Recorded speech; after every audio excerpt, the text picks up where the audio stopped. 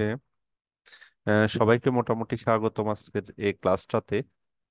আম, আমরা এই ক্লাসটার main purpose হচ্ছে যারা ডিগ্রি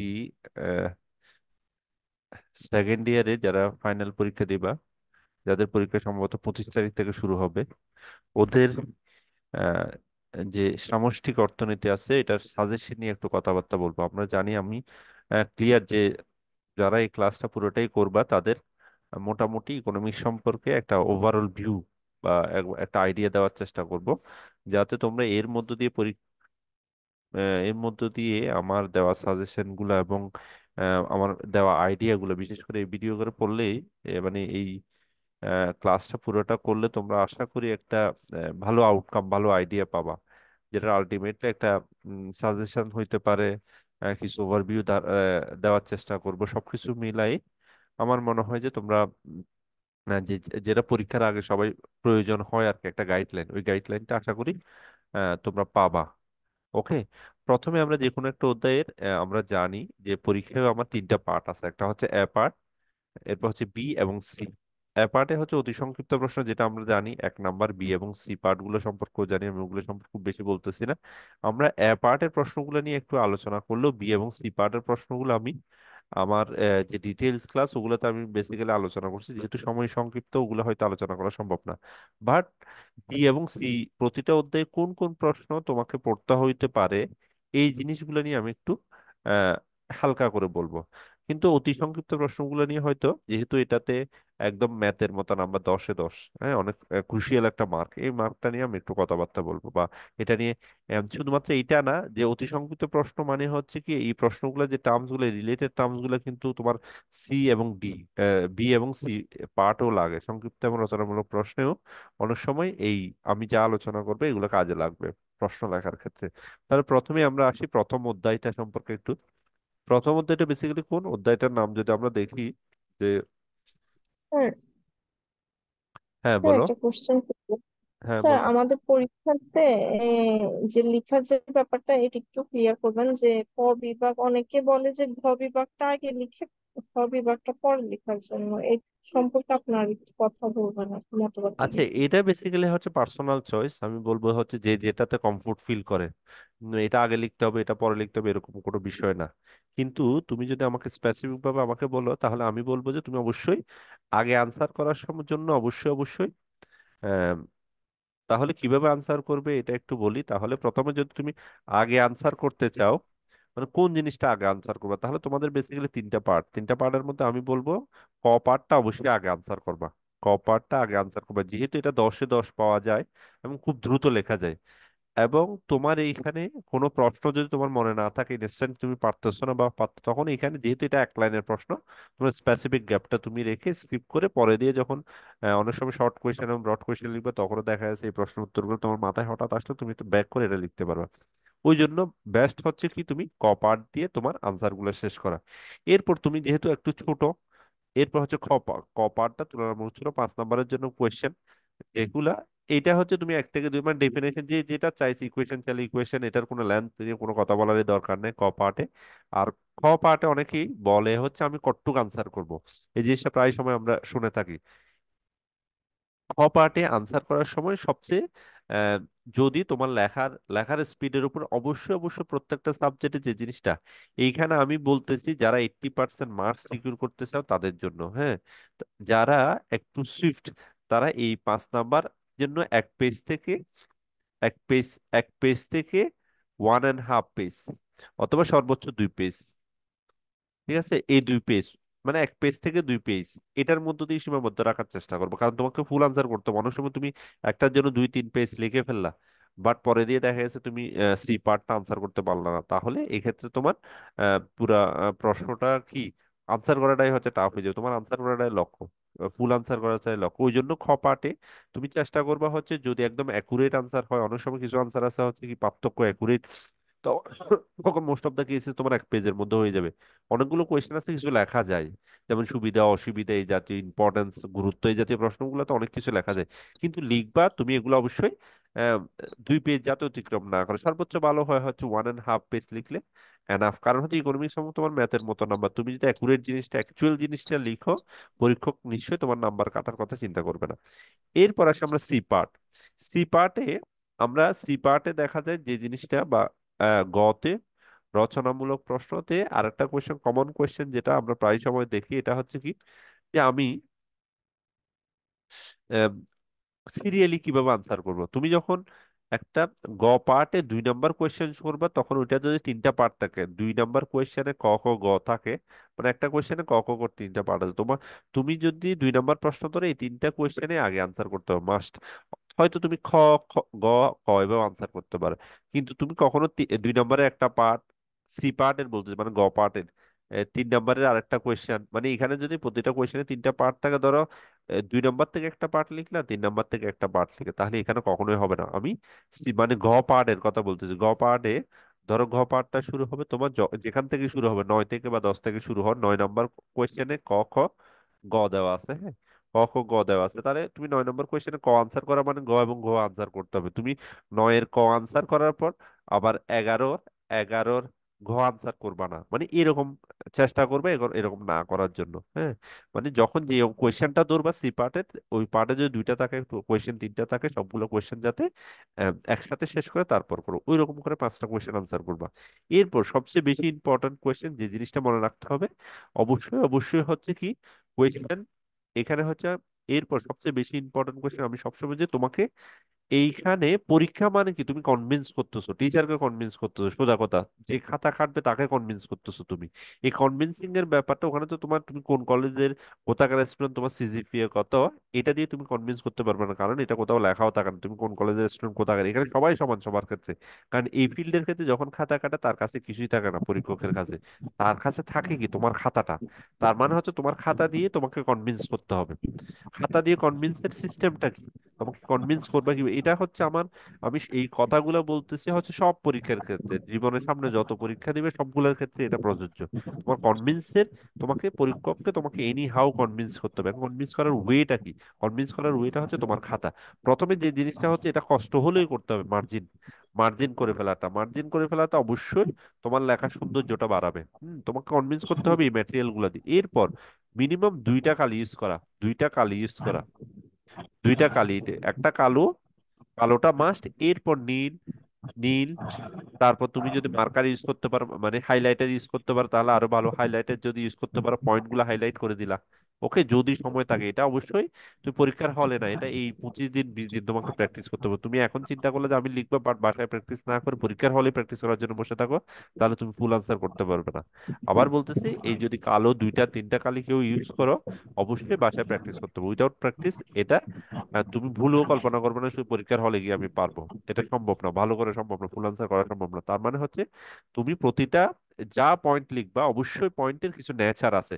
যেমন আমাকে যদি বলো, আমাকে বৈশিষ্ট্য লিখতে দিচ্ছে, ঠিক আছে, আমি প্রথমে কি করবো, একটা ভূমিকার মতো আহ, যার বৈশিষ্ট্য, যেমন আমাকে যদি বলে সমষ্টিক অর্থনীতির বৈশিষ্ট্যগুলো বলো বা নির্ণায়কগুলো বলো, তারপর হচ্ছে রুলসটা বলো, তখন আমি সমষ্টিক অর্থনীতি কাকে বলে লিখবো ছোট করে, এরপর বৈশিষ্ট্যগুলো লিখবো এরকম 1 দিয়ে, 2 দিয়ে, 3 দিয়ে, 4 দিয়ে, সবাই হয়তো সোজা করে লিখবে, তুমি একটু এভাবে লিখবে, আগে বৈশিষ্ট্যগুলো লিখে ফেলবা কালার করে। এরপর তুমি নিচে বর্ণনা দাও। তারপর হচ্ছে একটু ডিফারেন্ট, পরীক্ষক তোমার খাতাটা দেখেই চিন্তা করবে এই ছেলেটা বা মেয়েটা হচ্ছে একটু ডিফারেন্ট, সে একটু ডিফারেন্টলি চিন্তা করে, সে একটু অবশ্যই স্টুডেন্টটা ভালো, এরকম চিন্তা অটো চলে আসবে। বা আমরা যখন চেষ্টা করি এরকম কোনো খাতা দেখি বা দেখার, আমরা চিন্তা করি যে এই ছেলেটা ভালো।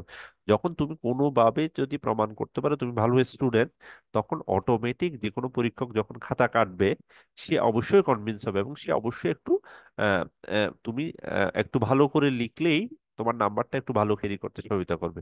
তার মানে হচ্ছে তোমার এই যে মার্জিন করা, 2-3টা কালি ইউজ করা, হাইলাইটার ইউজ করা, এই ইউজগুলো পয়েন্টগুলো একটু ডিফারেন্ট ওয়েতে লিখা, পয়েন্টগুলো আগে হাইলাইট করে লিখা, এইসব জিনিস যদি তুমি মেনটেন করতে পারো, অবশ্যই তুমি একটা ভালো মার্কস, সবগুলো বিষয়ে একটা ভালো মার্কস ক্যারি করতে পারবা। ওকে, রেজাল্ট ভালো করার জন্য এটা খুব ভালো, আহ, ভালো কাজ দেয় আর কি এই জিনিসটা। ওকে, তার মানে হচ্ছে এই দুইটা জিনিস মনে রাখবা, প্রথমে এ পার্ট বি পার্ট এরকম সি পার্টে আনসার করবা।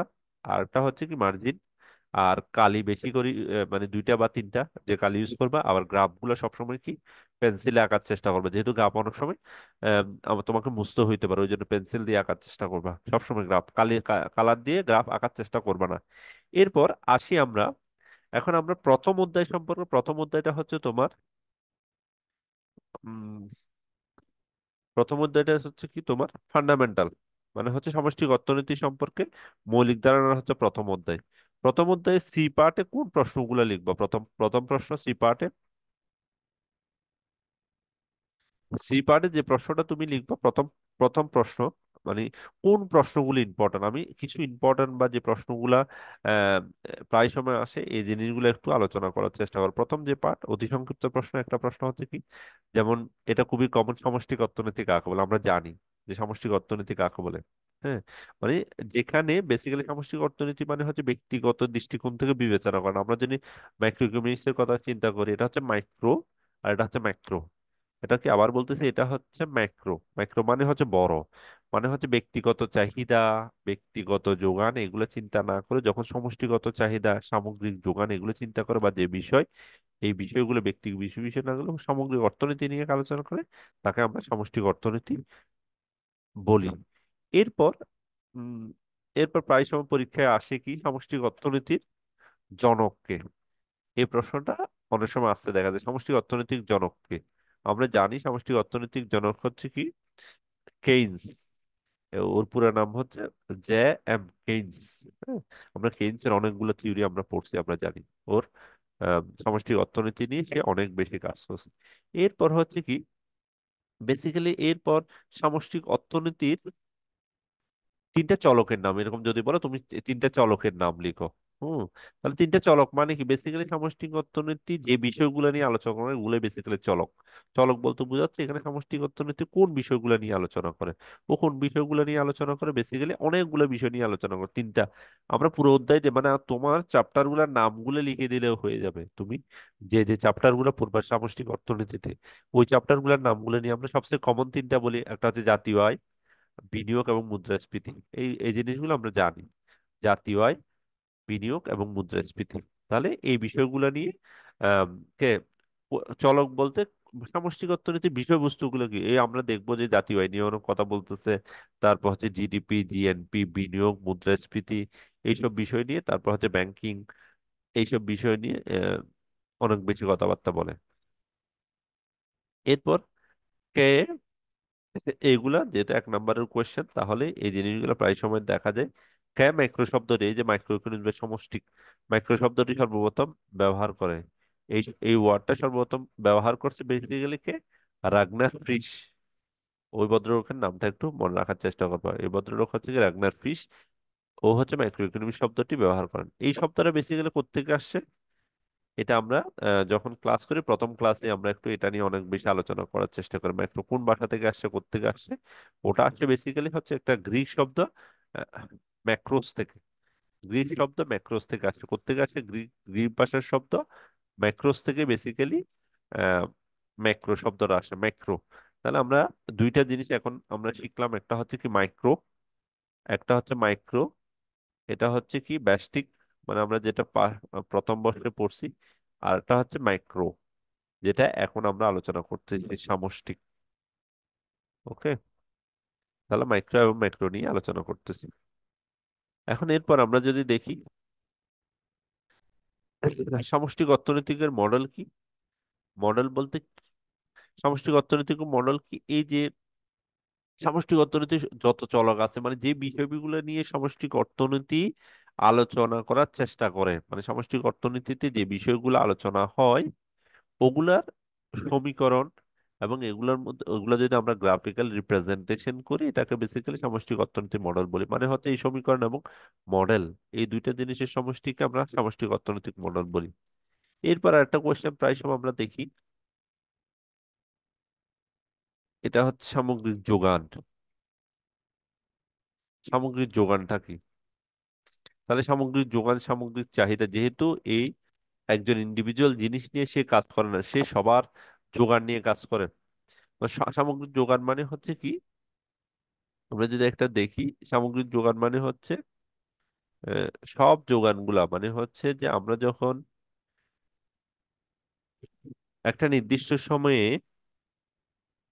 আম, প্রাকৃতিক সম্পদ, একটা নির্দিষ্ট সময়ে প্রাকৃতিক সম্পদের যথাযথ ব্যবহারের মাধ্যমে সকল উৎপাদন ক্ষেত্রে যে দ্রব্য বা সেবা কর্ম উৎপাদন করা হয় তাকে যোগান বলা হয়। হ্যাঁ, যোগান বলতে কি, কোন জিনিসটা, এটা হচ্ছে কি চাহিদা এবং যোগান। আমরা জানি চাহিদা এবং যোগান এই দুইটা জিনিস পরস্পরের আহ, অনেক বিষয়, এটা আমরা সমষ্টিগত অর্থনীতি, ব্যষ্টিগত দুইটাতে অনেক বেশি এই জিনিসটা নিয়ে অনেক বেশি ডিটেলস আলোচনা করি। চাহিদা এবং যোগান। চাহিদা যোগান কি, যে জিনিসগুলো আমরা, সোজা কথা হচ্ছে বিক্রয়ের জন্য প্রস্তুত থাকে, যে জিনিসগুলো আমরা বিক্রয় করতে ইন্টারেস্টেড, ওগুলোই হচ্ছে যোগান, যে আমি বাজারে নিয়ে যাব। এখন সামগ্রিক যোগান কোনগুলা? পুরা সবগুলা আমার একটা দেশে, আমার যে যে জিনিসগুলা আমি উৎপাদন করি, যে যে জিনিসগুলো মানুষ ভোগ করার জন্য উৎপাদন করে, সবগুলো সমষ্টিগত রূপ হচ্ছে যোগান। সোজা কথা হচ্ছে সবগুলো সমষ্টিগত রূপ হচ্ছে সামগ্রিক যোগান।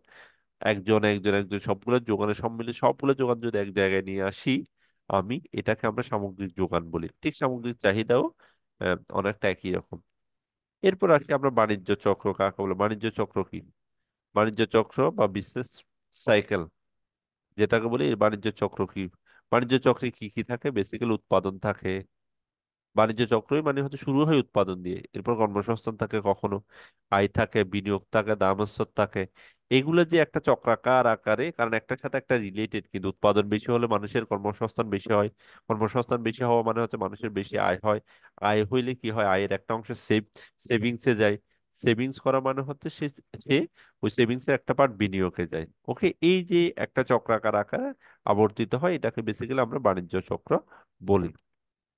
আমরা বাণিজ্য চক্রটা যদি একটু করে দেখি, তাহলে বাণিজ্য চক্র কি, আবার বলতেছি, একটা হচ্ছে কি, একটা দেশের বাণিজ্য চক্র কি, উৎপাদন। যখন কিছু উৎপাদন করবে, উৎপাদন বাড়লে মানে হচ্ছে কি, মানুষের অনেক বেশি মানুষ দরকার। প্রোডাকশন বাড়া মানে কি, একটা জায়গার প্রোডাকশন বাড়া মানে হচ্ছে একটা জায়গার অনেক বেশি মানুষ প্রয়োজন।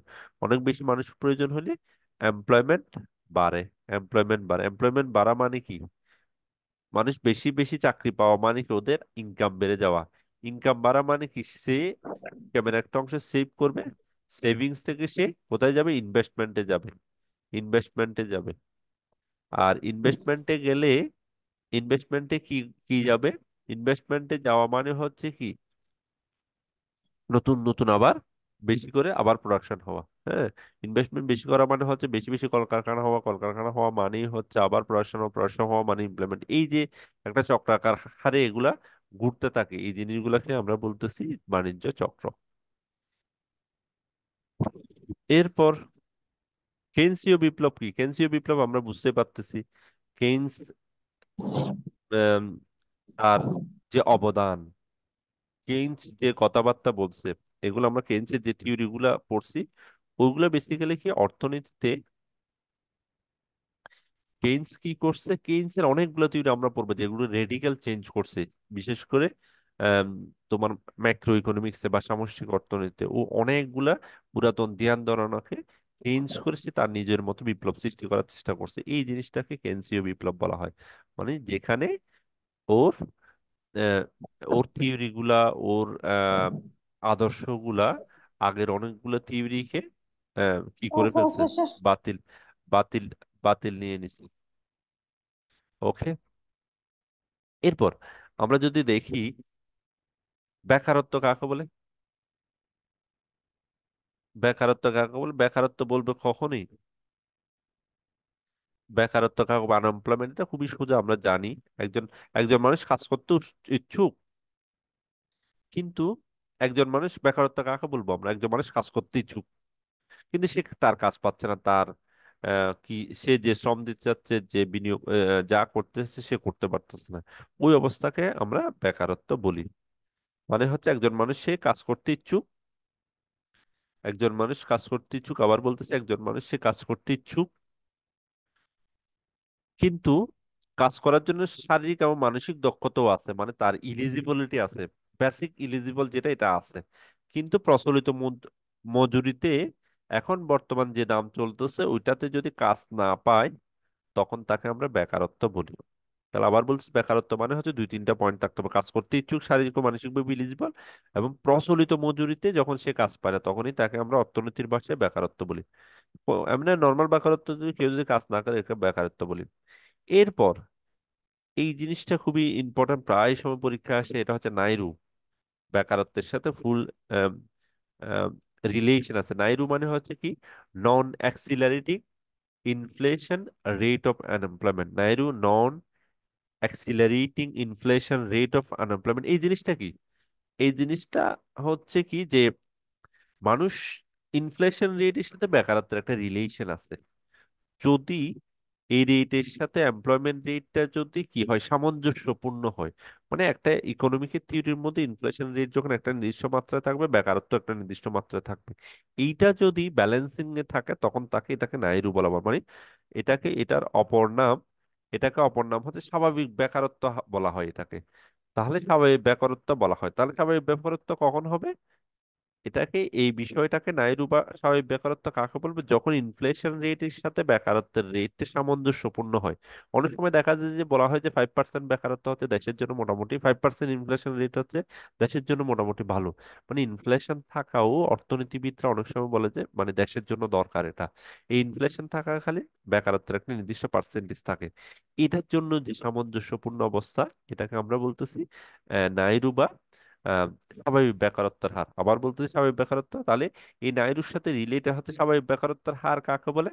স্বাভাবিক বেকারত্বের হার বা নাইরু হলো বেকারত্বের সেই স্বাভাবিক হার যা মুদ্রাস্ফীতির স্থিতিশীল হারের সাথে সম্পর্কিত। মানে যেটা হচ্ছে, আবার বলতেছি, যেটা আহ মুদ্রাস্ফীতির সাথে সামঞ্জস্য, সামঞ্জস্য, মানে মুদ্রাস্ফীতির একটা নির্দিষ্ট পার্সেন্টের সাথে বেকারত্ব যখন সামঞ্জস্যপূর্ণ হয়, তখন আমরা এটাকে স্বাভাবিক বেকারত্ব বলে থাকি।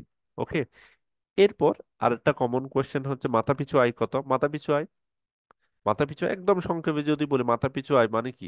ধরো আমার দেশের এখানে মানুষ আছে, ধরো আমি যদি চিটাগের মাথাপিছু আয় চিন্তা করি, পুরো দেশ চিন্তা করি, আমি চিটাগের মাথাপিছু আয়, চিটাগের মানুষ আছে ধরো 10 লাখ, চিটাগের মানুষ আছে 10 লাখ। ওকে। অথবা 10,000 মানুষ আছে ধরো, হ্যাঁ। আর চিটাগের মানুষরা ইনকাম করে, এই 10,000 মানুষের টোটাল ইনকাম যদি আমি সবার মানুষের ইন্ডিভিজুয়াল ইনকাম হিসাব করি, তাহলে আমি চিন্তা করি 1,000 ইনকাম, 1,000 ইনকাম। তার মানে হচ্ছে 10,000 মানুষের ইনকাম হচ্ছে কত? 1,000 টাকা। তার মানে হচ্ছে মাথা পিছু আয় হচ্ছে কত টাকা? 10 টাকা। তার মানে কি হইলো, টোটাল জনসংখ্যাকে মাথা পিছু আয় কাকে বলে? এই টোটাল পপুলেশনকে, টোটাল পপুলেশনকে টোটাল ইনকাম দিয়ে ভাগ করলে আমি মাথা পিছু আয় পাই। তাহলে এটা যদি আমি ডিফাইন করি, এটা নর্মাল মাথা পিছু আয়। হ্যাঁ, নর্মাল মাথা পিছু আয় হচ্ছে কি, টোটাল কোন দেশের মোট জাতীয় আয়কে, আবার বলতেছি এটা মোট জাতীয় আয়কে সেই দেশের জনসংখ্যা দ্বারা ভাগ করলে যে পাওয়া যায়। হ্যাঁ, তাহলে কি, আবার বলতেছি, এটা কি, এটা অর্থনীতির ভাষায় আমি যেটা বলছি, এটা নর্মাল, মানে হচ্ছে একটা আয়, মাথা পিছু আয়। আবার আবার যদি এরকম হয়, কোন দেশের মোট জাতীয় আয় কে মোট জনসংখ্যা দ্বারা ভাগ করলে যেটা পাই, সরি আমি আগের ক্ষেত্রে একটু উল্টা বলে ফেলছি। এটা হবে কি, আমি উল্টা বলছি। আমার হচ্ছে টোটাল ইনকাম হচ্ছে 10,000 টাকা, মানুষ হচ্ছে 1,000। আমি আমি উল্টা বলছি, অনিচ্ছাকৃত ভুল। এটা হচ্ছে ধরো 10,000 হচ্ছে আমার টোটাল আয়, মানে আমার, এটা হচ্ছে কি, এটা কি হবে, এটা হবে মানে আমি চিটাগের আয় ধরি, চিটাগের মানুষ আছে ধরো 10,000, কিন্তু ওদের আয় হচ্ছে কত? টোটাল আয় কি ওদের 1,000, 1,000 মানুষ আছে চিটাগং এ, টোটাল আয় হচ্ছে 10,000, মানে ইনকাম তো অবশ্যই বড় হবে, তখন না মাথা পিছু আয় বের হবে। ওকে। তার মানে হচ্ছে মাথা পিছু আয় হচ্ছে 10 টাকা। তার মানে হচ্ছে কি, মাথা পিছু আয় কাকে বলে? একটা দেশের মোট জাতীয় আয়, মোট জাতীয় আয়কে ওই দেশের জনসংখ্যা দ্বারা যদি ভাগ করি, তখন তাকে আমরা মাথা পিছু আয় বলি। ওকে। এরপর ছদ্মবেশী বেকারত্ব কাকে বলে? ছদ্মবেশী বেকারত্ব কি? ছদ্মবেশী বেকারত্ব আমরা প্রচ্ছন্ন বেকারত্ব বা ছদ্মবেশী বেকারত্ব, ছদ্মবেশী বেকারত্ব মানে কি? ধরো এটা কৃষি প্রধান দেশে বেশি হয়ে থাকে। ধরো আমার এই জমিতে, একটা জমি চাষ করতে, একটা জমি আছে, এই জমি চাষ করতে 5 জন মানুষ দরকার, 5 জন দরকার। কিন্তু আমি কি করছি, মানুষ বেশি যে ওই জন্য 10 জন মানুষ ওই সেম জমি চাষ করতেছে। এই যে 5 জন মানুষ অতিরিক্ত এখানে কাজ করতেছে, যাদের আসলে কাজ না করলেও এই জমিটা একদিনে আজকের দিনে শেষ হইতো। এই 10 জন হচ্ছে কি, এই বাকি 5 জন হচ্ছে ছদ্মবেশী বেকারত্ব। তার মানে হচ্ছে 5 জন না থাকলেও এই জমিটার কাজটা শেষ হইতো একদিনে। এরকম যদি কোনো ঘটনা হয় মানে হচ্ছে অতিরিক্ত এমপ্লয়েড। একটা ধরো আমি আজকে একটা ঘর বানাবো, একদিনে ঘরটা বানাবো, আমার 100 জন মানুষ হলে ওই ঘরটা বানানো হয়ে যায়। কিন্তু আমি ওখানে 150 জন মানুষ নিয়োগ করলাম, তার মানে কি হবে, নিশ্চয়ই 50 জন মানুষ, ওই 100 জন মানুষ একটু কম কাজ করবে আর কি। এটাই হচ্ছে উপকারিতা। কিন্তু বাকি 50 জন মানুষ না হলেও হইতো, এরকম যদি কোনো মানুষ থাকে তখন এদেরকে ছদ্মবেশী বেকারত্ব বলে। তার মানে আমি যদি একটু বলি, তার মানে হচ্ছে এই ছদ্মবেশী বেকারত্ব কাকে বলে, যে সমস্ত প্রান্তিক উৎপাদনশীল, অর্থাৎ উৎপাদন ক্ষেত্র থেকে এদেরকে যদি সরিয়েও নেওয়া হয়, এই যে আমার 150 জন থেকে যে 50 জন আমি সরিয়ে নিই, বা 5 জন থেকে 10 জন থেকে 5 জন যদি সরিয়ে নিই, আমার উৎপাদন কোনো হ্রাস পায় না, কারণ আমি ওই জমিটা আমার 5 জন দিলেই পুরো চাষ করতে পারবো। এই যে অবস্থাটা, এই যে শূন্যতা সৃষ্টি হয়, তাদের সরিয়ে নিলেও উৎপাদন হ্রাস পায় না, তাকে ছদ্মবেশী বা প্রচ্ছন্ন বেকারত্ব বলে। আবার বলতেছি, প্রচ্ছন্ন বেকারত্ব কি মানে, যে যে সমস্ত শ্রমিকের প্রান্তিক উৎপাদন সম্পন্ন, মানে হচ্ছে ওরা থাকা না থাকার মধ্যে কোনো ডিফারেন্স নাই। ওদের যদি উৎপাদন ক্ষেত্রে সরিয়েও নি, তাহলে আমার উৎপাদনের মোট অবস্থা বা প্রোডাকশনের কোনো হেরফের হবে না। তাহলে এই মানুষগুলো যাদের সরিয়ে নিচ্ছে, ওরাই হচ্ছে ছদ্মবেশী বেকারত্ব বা ছদ্মবেশী বেকারত্ব। এরপর আমরা জিএনপি গ্যাপ, প্রায় সময় পরীক্ষা আসে, জিএনপি গ্যাপটা কি, জিএনপি গ্যাপটা কি, এটা হচ্ছে কি সম্ভাব্য জিএনপি, মানে হচ্ছে আমি একটা এস্টিমেটেড করি, এটা হচ্ছে এস্টিমেটেড যে আমার এবছর জিএনপি হবে এত, আমার গ্রস ন্যাশনাল প্রোডাক্ট হবে এত। কিন্তু বাস্তব অ্যাকচুয়ালি হয়েছে কত, এটা এই দুইটার মধ্যে ব্যবধানকে আমরা জিএনপি ব্যবধান বলি। হ্যাঁ, তাহলে আমার মোটামুটি প্রথম অধ্যায় থেকে এই প্রশ্নগুলো পড়লে হবে। হ্যাঁ, এখন আমরা দেখি যে প্রথম অধ্যায় থেকে আমরা এই এই শর্ট কোয়েশ্চেনের জন্য এগুলো একটু করে দেখে যেতে পারো তোমরা। এরপর আমরা যদি সংক্ষিপ্ত এবং রচনামূলক প্রশ্নের জন্য তুমি দেখতে পারো সামষ্টিক অর্থনীতির সংজ্ঞা, বিষয়বস্তুটা একটু দেখতে পারো, এই সংজ্ঞাটা দেখতে পারো, বিষয়বস্তু দেখতে পারো, তোমাদের এই পরীক্ষার জন্য লক্ষ্য উদ্দেশ্য দেখতে পারো, আর গুরুত্বটা দেখতে পারো, হাতিয়ার গুলো দেখতে পারো। এই 5টা কোয়েশ্চেন দেখলে আমার মনে হয় এখান থেকে তোমার বি এবং সি পার্টের জন্য আমার মনে হয় যে এই পরীক্ষার জন্য এনাফ। ওকে, এরপর আমরা সেকেন্ড চ্যাপ্টারটা দেখি। সেকেন্ড চ্যাপ্টারে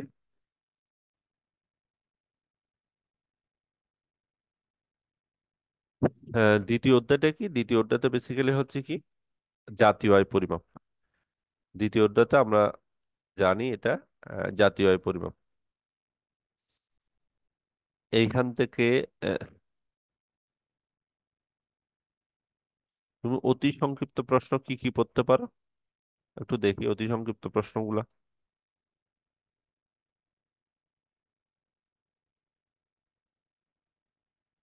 প্রথমে যেটা কি, জাতীয় আয় কাকে বলে,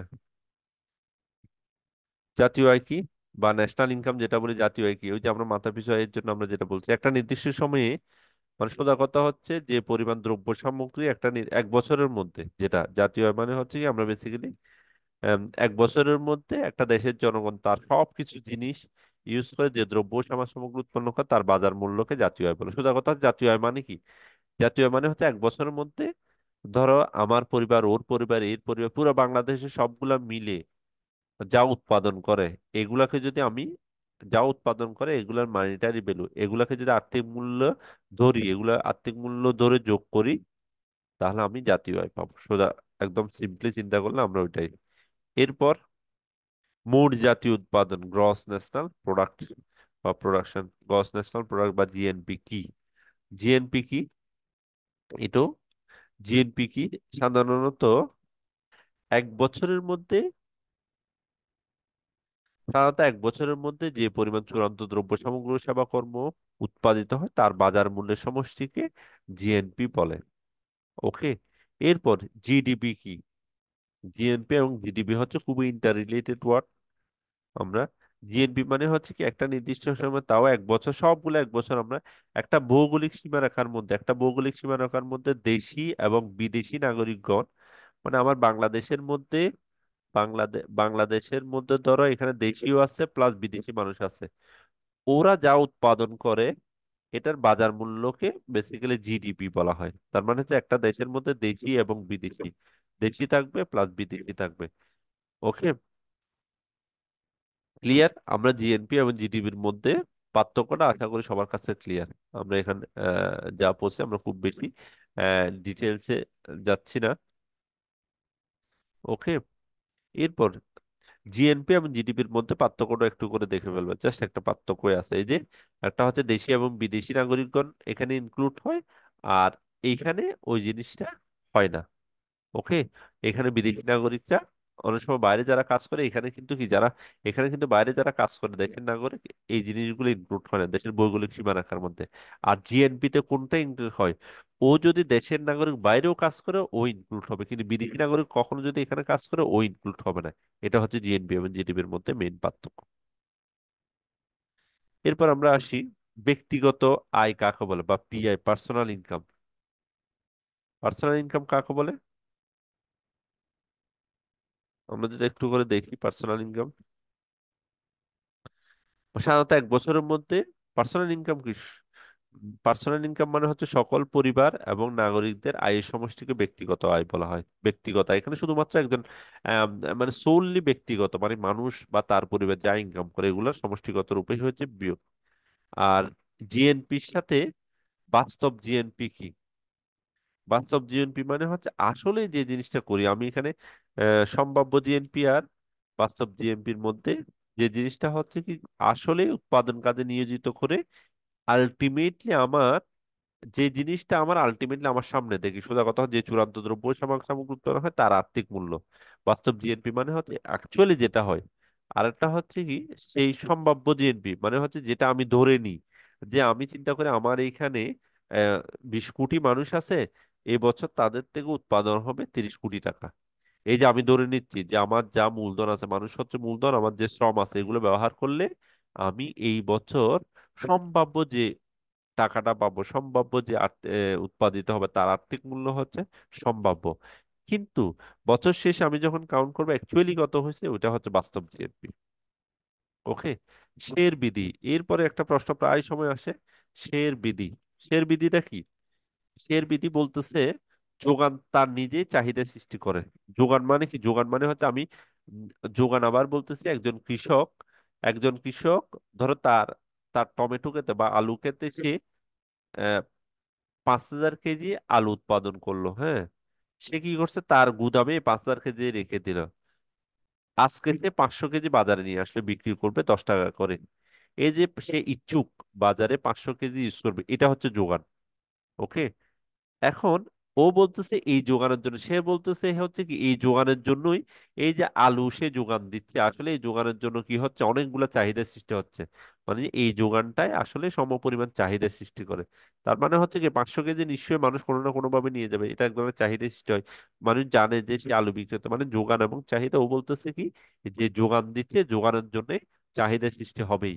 তার মানে অন্যভাবে বলা যায় যে কোনো জিনিস যখন বাজারে অ্যাভেলেবেল থাকে মানুষ ওটার প্রতি আকৃষ্ট হয়, বা বা ওইটা নিতে চায়।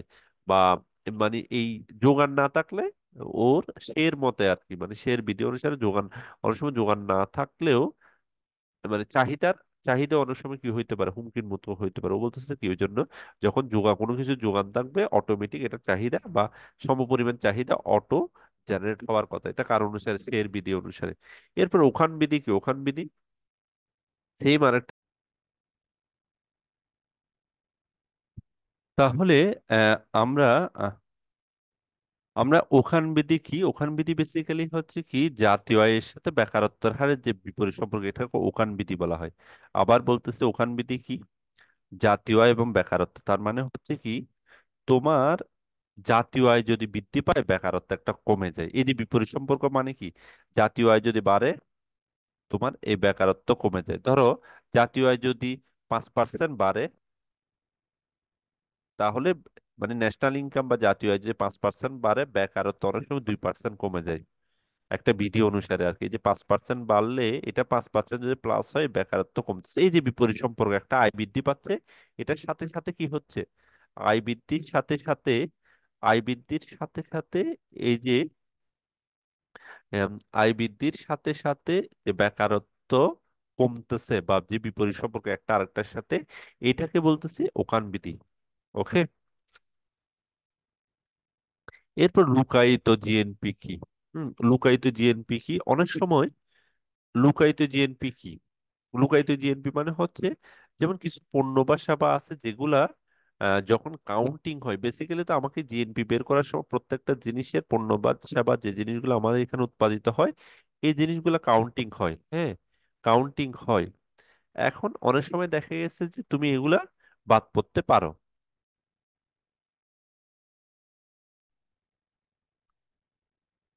যে অনেক সময় দেখা যায় যে কিছু পণ্য আছে যেগুলো কাউন্টিং এর ক্ষেত্রে বাদ পড়ে যায়। এই বাদ পড়ে যাওয়ার কে যদি আমি কখনো বের করতে পারি, এগুলোর যে আর্থিক মূল্য যদি আমি বের করতে পারি, এগুলাকে বলা হয় লুকায়িত জিএনপি। এরপর নিট ন্যাশনাল ইনকাম কাকে বলে? নিট ন্যাশনাল ইনকাম কাকে বলে?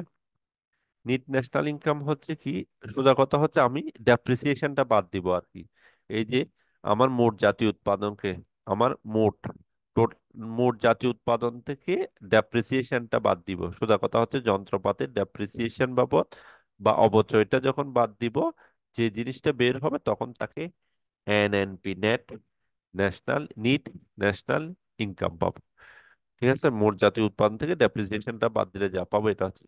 এরপর হচ্ছে ডিএনপি ডিফ্লেক্টর, এটা প্রায় সময় আছে। জিএনপি অবমূল্যায়ন, এটা কি? এটা প্রায় সময় পরীক্ষায় আছে। জিএনপি ডিফ্লেক্টর কি? যদি আর্থিক জিএনপি কে প্রকৃতি জিএনপি দ্বারা ভাগ করো, যেমন আমি এই সূত্রটা যদি একটু করে লিখি, আর্থিক জিএনপি কে আহ,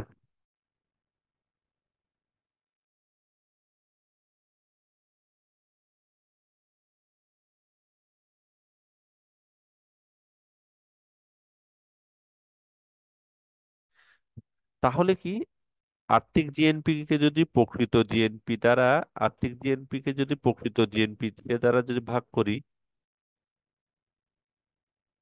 আর্থিক জিএনপি কে যদি প্রকৃত জিএনপি দ্বারা ভাগ করি,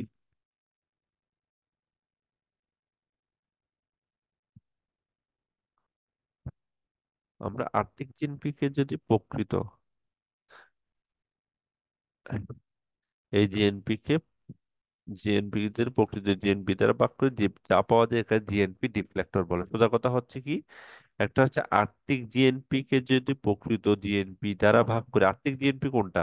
যেটা মানিটারি ভ্যালু থাকে। সোজা কথা, যে জিএনপি আসলে আমি কনভার্ট করি, মানে হচ্ছে টাকাতে যখন কনভার্ট করব, ওইটাকে আমরা যদি এটা একটু সূত্রটা একটু করে লিখি, সূত্রটা হচ্ছে কি, জিএনপি ডিফ্লেক্টরের সূত্র যদি লিখতে বলে কখনো, তাহলে আমরা লিখবো কি, আর্থিক জিএনপি ডিভাইডেড বাই প্রকৃত জিএনপি।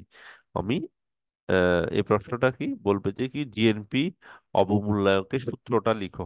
তুমি যদি লিখো, যদি লিখো এটা আর্থিক জিএনপি কে প্রকৃত জিএনপি দিয়ে ভাগ করলে আমরা জিএনপি ডিফ্লেক্টর পাওয়া যায়, একটু লিখলে হয়ে যাবে। এরপর দ্বৈত গণনার সমস্যা কি? দ্বৈত গণনার সমস্যা কি? যেমন এটা অনেক বেশি কমন, মানে জিএনপি জাতীয় আয় গণনার ক্ষেত্রে। কেন? অনেক সময় দেখা গেছে যে, আমি রুটির কথা বলি, সবচেয়ে কমন হচ্ছে রুটি। রুটি রুটি রুটির ক্ষেত্রে রুটি যদি একবার গণনা করো, আবার যদি রুটি করতে হয় আটা, আটা যদি একবার গণনায় আসে, তার মানে হচ্ছে এরকম আটা থেকে আসা, আটা ধরো গম, গম থেকে আসতেছে, আমি গম থেকে করলাম বা ভুট্টা থেকে বললাম, এই ভুট্টা থেকে যদি তুমি একবার গণনা করো, এই যে গণনা করার সময় মানে আয় গণনা করার সময় তুমি গমকে যদি একবার ইনক্লুড করো, আটাকে যদি একবার ইনক্লুড করো, রুটিকে একবার ইনক্লুড, একই জিনিস কিন্তু এগুলো জাস্ট কনভার্ট হয়ে, 1 কেজি গম থেকে হয়তো আটা হচ্ছে, আটা থেকে রুটি হচ্ছে, একই জিনিসগুলো কনভার্ট হয়ে হয়ে যে আলটিমেটলি তোমার একই জিনিসকে 2-3 বার আয় যখন ইনক্লুড হবে, তখন তোমার আয়টা অবশ্যই বেশি দেখাবে।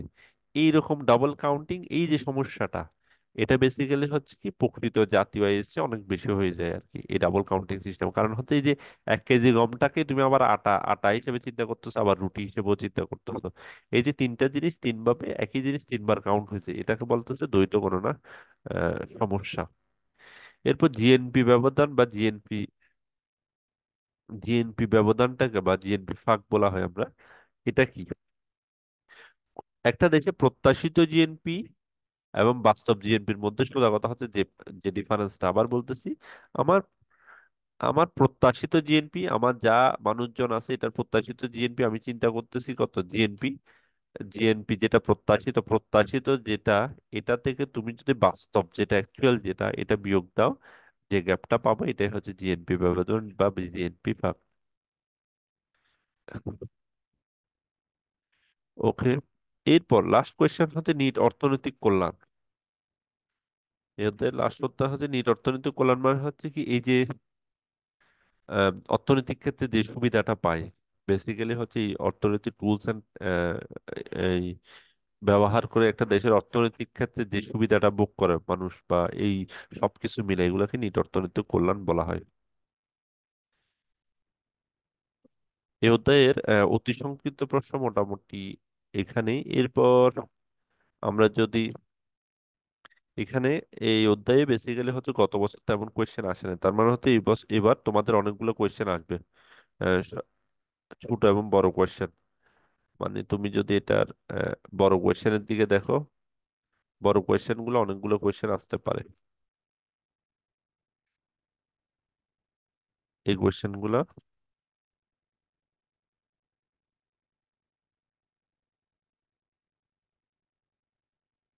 যেমন এই কোয়েশ্চেন গুলো তুমি দেখতে পারো জাতীয় আয় কি,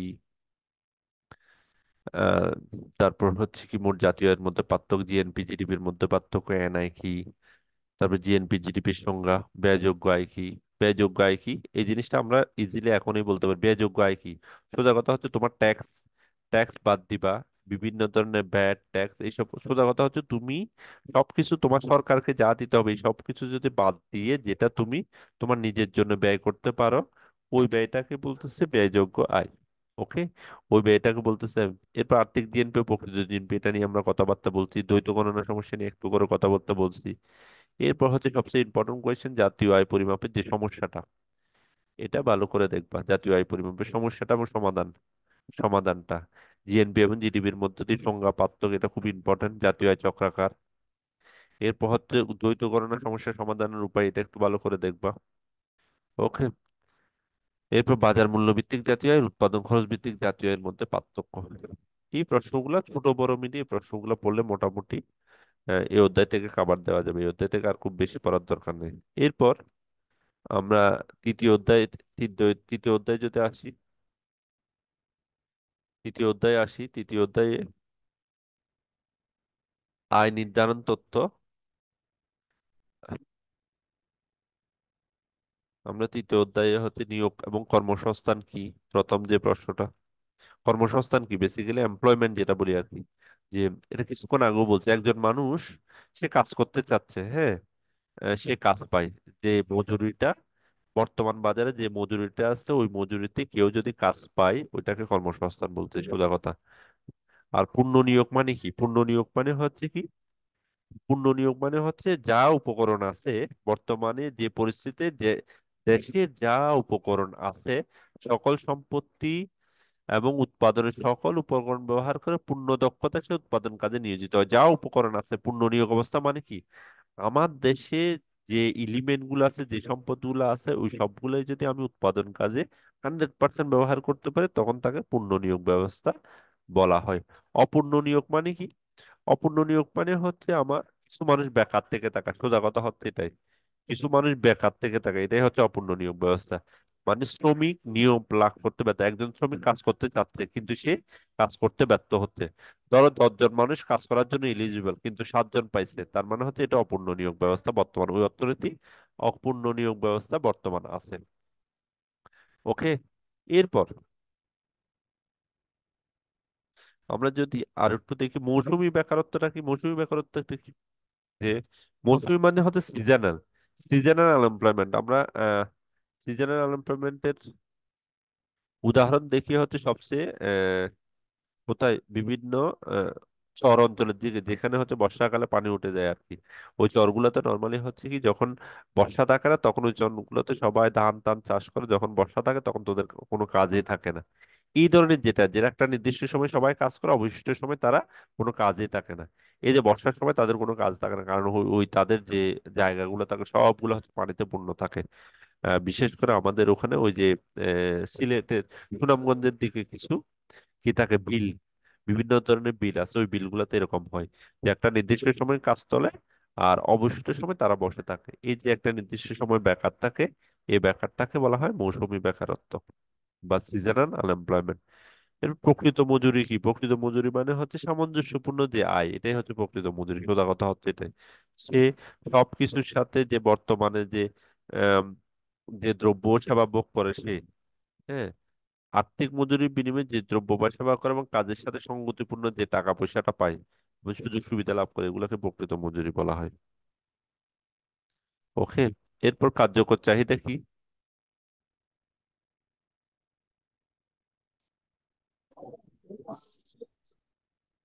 কার্যকর চাহিদা,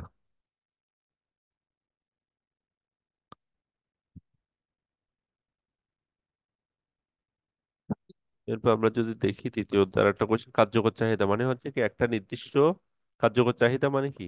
দেশের নিয়োগ থেকে প্রত্যাশিত উৎপন্ন মূল্য যখন উপকরণ নিয়োগ বাবদ ব্যয় সমান হয় তখন তাকে সেই পরিমাণ চাহিদা কার্যকর চাহিদা হচ্ছে সোজা কথা হচ্ছে আমার যা উৎপাদন, আমার যা উৎপাদন, ওই উৎপাদনের তুলনায় ওই উৎপাদন এবং নিয়োগ ব্যয় সমান যদি হয়, বা যে পরিমাণ উৎপাদন যেরকম হয়েছে চাহিদাও যদি সেম বা কাছাকাছি সৃষ্টি হয়, তখন যে সৃষ্টি হয় তখন তাকে কার্যকর চাহিদা বলা হয়। এরপর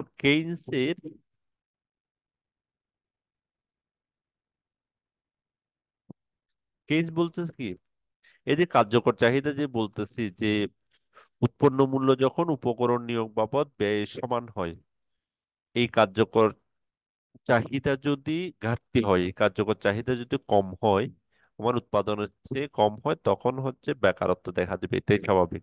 কার্যকর চাহিদার ঘাটতির কারণে বেকারত্ব দেখা যাবে। কার্যকর চাহিদা বলতে কি, ইফেক্টিভ যেটা, ইফেক্টিভ ডিমান্ড, তোমার চাহিদা নেই তার মানে হচ্ছে ওই জিনিসগুলো তো উৎপন্ন হবেই না। কেইন্স বলতেছে কি এটাকে অপূর্ণ বেকারত্ব তত্ত্ব বলা হয়। মানে পূর্ণ নিয়োগ অর্জিত হয় না, অর্জিত হয় পূর্ণ নিয়োগের নিচে ভারসাম্য অবস্থায় সৃষ্টি হয়। তার মানে হচ্ছে কি সবগুলা, এই যে পূর্ণ নিয়োগ আগে যে আমরা পূর্ণ নিয়োগ এক্সপ্লেন করলাম, ওটা কখনোই অর্জিত হয় না, ভারসাম্য অবস্থা সবসময় পূর্ণ নিয়োগের নিচে হয়। এই যে তত্ত্বটাকে কেইন্সের অপূর্ণ নিয়োগ তত্ত্ব বলা হয়। তাহলে অপূর্ণ নিয়োগ তত্ত্ব মানে হচ্ছে কি, কার্যকরী চাহিদা ঘাটতির কারণে যে বেকারত্ব দেখা যায় এটাকে বলা হয় অপূর্ণ নিয়োগ তত্ত্ব কেইন্সের। এরপর শের বাজার বিধি, এটা আমরা আরেকবার পড়ছি, এটা দরকার নেই, এটা এই অধ্যায়েও আছে প্রশ্নটা। মানে যোগান নিজেই চাহিদা সৃষ্টি করে, যেটা যোগান নিজেই চাহিদা সৃষ্টি করে, যে জিনিসটা আমরা কিছুক্ষণ আগেও বলছিলাম, আহ, যোগান নিজেই চাহিদা সৃষ্টি করতেছে, এটা আমরা আহ, আর পড়ার দরকার নেই। এরপর এই অধ্যায় থেকে আমরা আহ, বড় কোয়েশ্চেন কোনগুলো দেখবো একটু দেখি।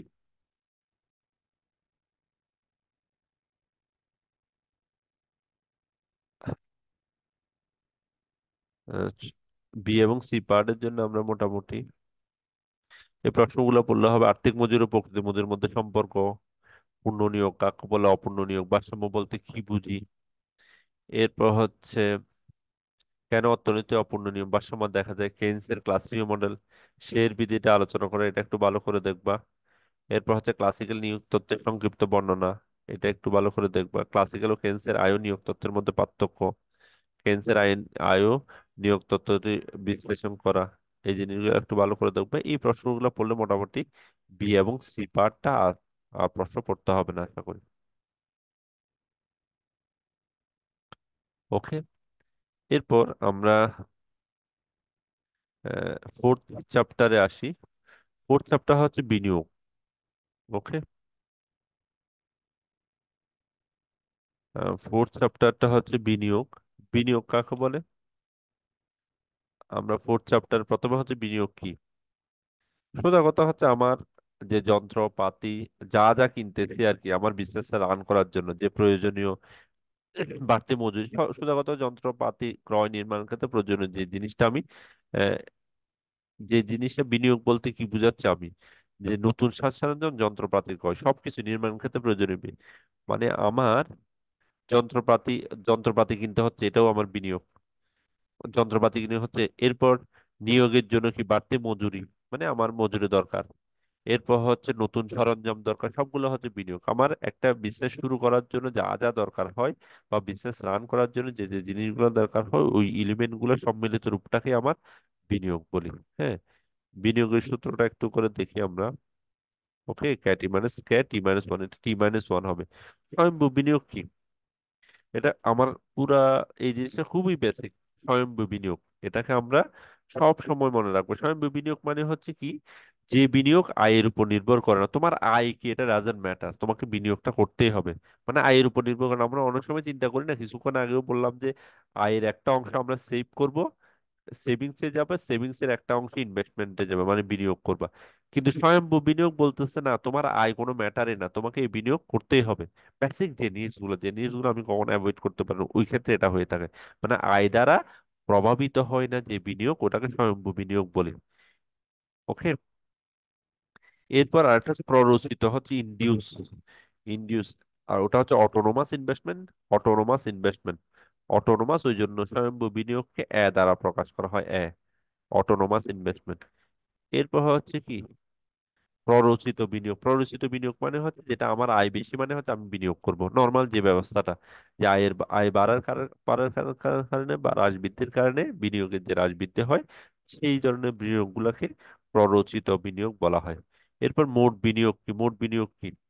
মোট বিনিয়োগ মানে হচ্ছে এই স্বয়ংভূ বিনিয়োগ এবং প্ররোচিত বিনিয়োগ যদি যোগ করি, স্বয়ংভূ বিনিয়োগ এবং প্ররোচিত বিনিয়োগের সমষ্টিকে আমরা মোট বিনিয়োগ বলে থাকি। এরপর এনপিভি কি? এনপিভি বা নিট বর্তমান মূল্য কি? এরপরে যদি আমার আনসার এনপিভি। এনপিভি কি? তাহলে মোট বর্তমান মূল্য থেকে যে মোট ব্যয় বাদ দিই, তাহলে যেটা পাও, মোট বর্তমান মূল্য আমার, মোট বর্তমান মূল্য থেকে ব্যয়টা যদি বাদ দিই, বর্তমান ব্যয়, এই যে বর্তমান ব্যয় থেকে যদি বর্তমান মূল্যটা যদি বাদ দিই, টিবিপি থেকে টিপিসি যদি বাদ দিই, যে মান পাওয়া যায়, এটাকে বলতেছি কি? এনপিভি।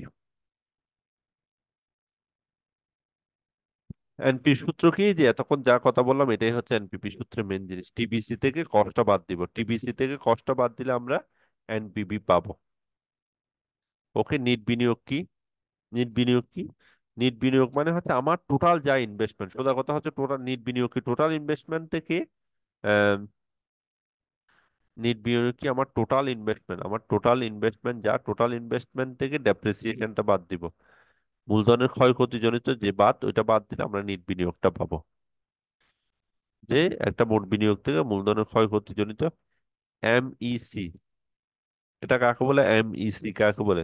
এমইসি মানে হচ্ছে marginal propensity to consume. MEC মানে হচ্ছে marginal propensity to consume, MPC.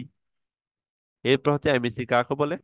অতিরিক্ত। এমইসি মার্জিনাল মানেই মানে আমরা জানি অতিরিক্ত। অতিরিক্ত এক একক মূলধন নিয়োগ করে ফলে অতিরিক্ত যে আয় উপার্জনের প্রত্যাশা করা হয়, তাকে মূলধনের প্রান্তিক দক্ষতা বলে। তার মানে হচ্ছে কি, এক একক অতিরিক্ত, এক একক মূলধন নিয়োগের ফলে অতিরিক্ত যে আয় হয়, আমি অতিরিক্ত অতিরিক্ত 100 টাকা বিনিয়োগ করলাম, ওই অতিরিক্ত 100 টাকা বিনিয়োগ থেকে আমার যে পরিমাণ, সম পরিমাণ যে অতিরিক্ত আয়টা হচ্ছে, ওইটাকে আমি বলতেছি মূলধনের প্রান্তিক দক্ষতা, যেটা আমরা এমইসি বলে থাকি।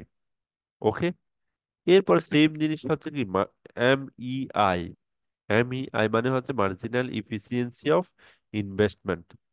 এরপর আরেকটা, যারা ফিনান্স পড়ছো তারা জানো, আইআরআর। মানে যে রেটে, আইআরআর মানে হচ্ছে যে রেটে নেট প্রেজেন্ট ভ্যালুটা সমান হয়, তাকে আইআরআর বলে। আইআরআর রেট মানে ইন্টারনাল রেট অফ রিটার্ন। যে রেটে, মানে যে রেটে এনপিভি সমান 0 হয়। একদম সংক্ষেপে, আইআরআর জিনিসটা অনেক কমপ্লেক্স, কেউ যদি না বুঝো তাহলে লিখবা যে যে রেটে বা যে যে হারে net present value net present ভ্যালুটা শূন্য হয়, ওই রেটটাকে আইআরআর বলা হয়।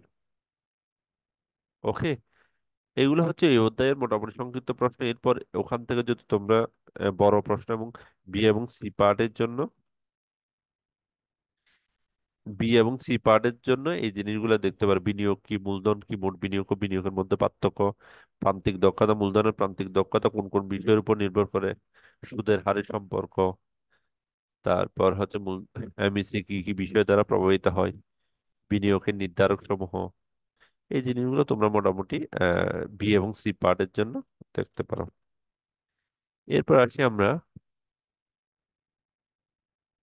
আহ, অধ্যায় 5। অধ্যায় 5 কি মুদ্রাস্ফীতি।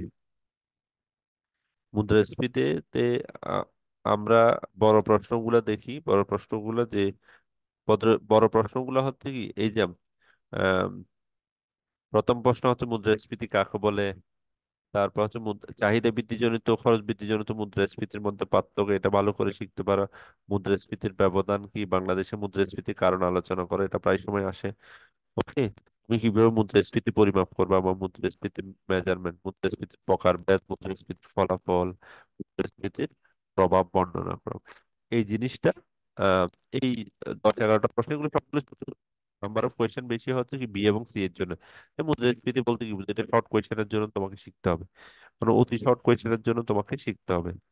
তাহলে ওইখানে আহ যে জিনিসগুলো ওখানে, ওইখানে যে ছোট ছোট কোয়েশ্চেন গুলো আমরা দেখি, যেমন মুদ্রাস্ফীতি কি। প্রথম কোয়েশ্চেন হচ্ছে মুদ্রাস্ফীতি কি। মুদ্রাস্ফীতি কি আমরা একদম খুবই সিম্পল, আমরা জানি যে যে কোনো দ্রব্য বা সেবার কত দাম বাড়তে থাকে। গত গত মাসে 5 টাকা, এরপরে 7 টাকা, এরপর 9 টাকা, এরপর 11 টাকা। একটা দ্রব্যের যখন হঠাৎ করে বেড়ে গেলে এটা মুদ্রাস্ফীতি হবে না।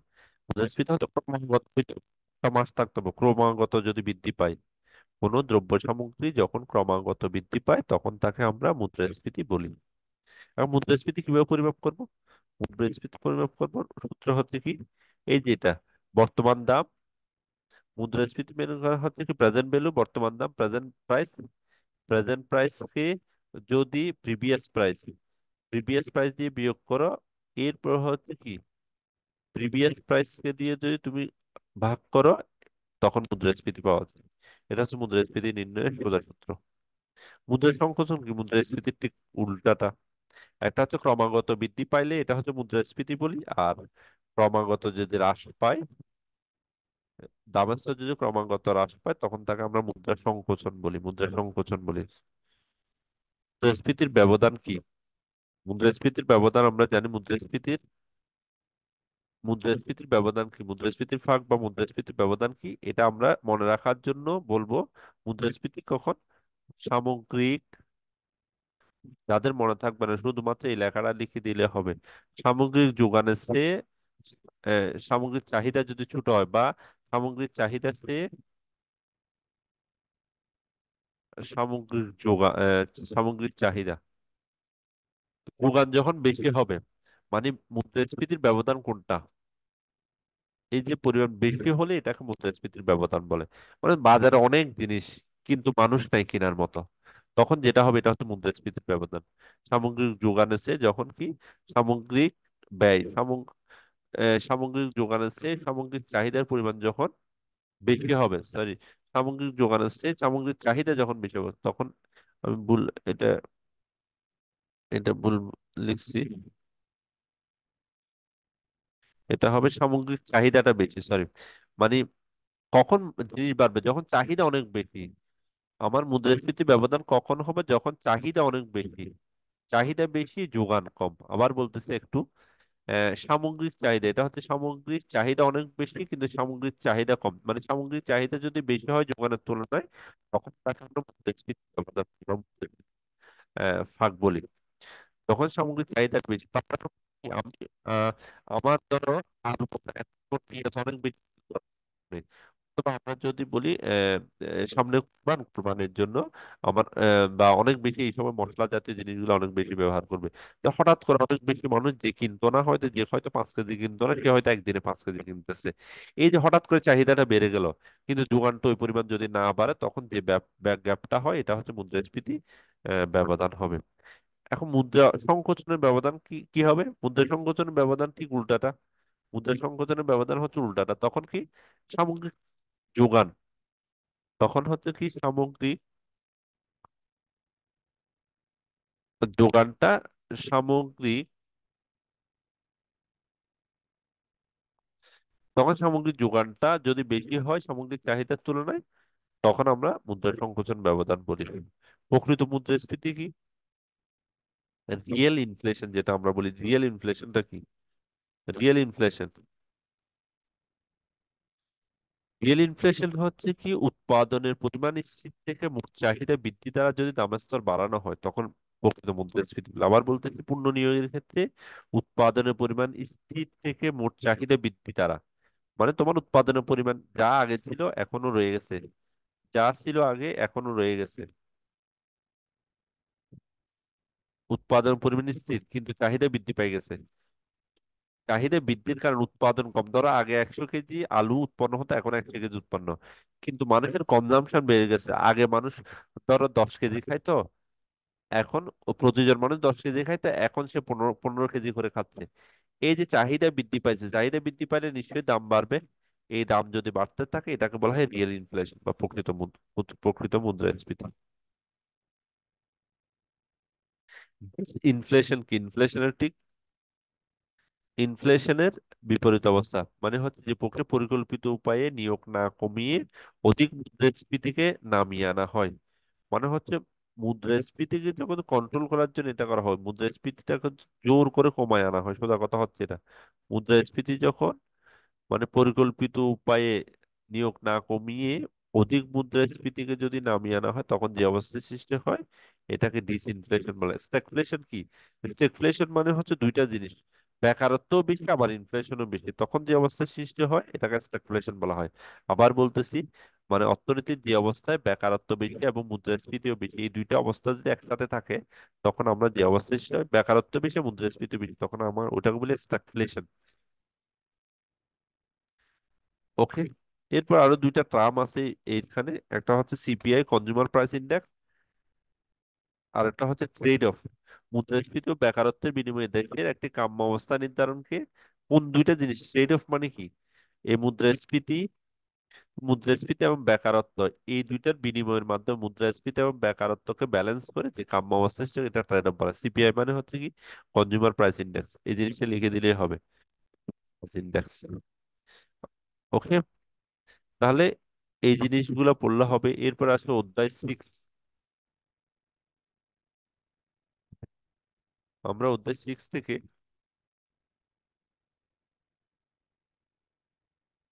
ভোগ ও সঞ্চয় অপেক্ষক,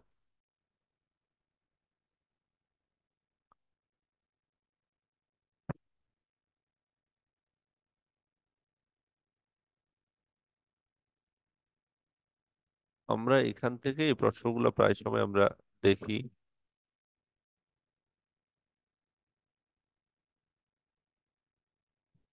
এখান থেকে কোন কোন প্রশ্নগুলো পড়বো? আমরা ভোগ কাকে বলে? ভোগ মানে কি, যে আমরা জানি ভোগ কি। ভোগ মানে কি, একটা জিনিস আমি কনজিউম করে একদম উপযুক্ত, ইউটিলিটিটাকে একদম জিরো করে ফেলবে, এটাই হচ্ছে ইউটিলিটি। মানে হচ্ছে কোনো, মানে